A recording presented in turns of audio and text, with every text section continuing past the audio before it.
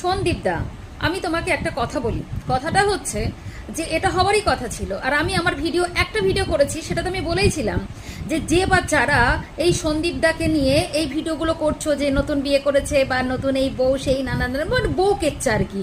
তো এটা কিন্তু সন্দীপের পেছনে ভীষণ বিপদও ডেকে আনছে, কেননা আইন একবার যদি জানতে পারে, যদি ডিভোর্স না হয়ে থাকে তার আগে যদি এইসব সম্পর্কে লিপ্ত হয়, তাহলে তার পক্ষে টাফ হয়ে যায় কেসটা লড়া।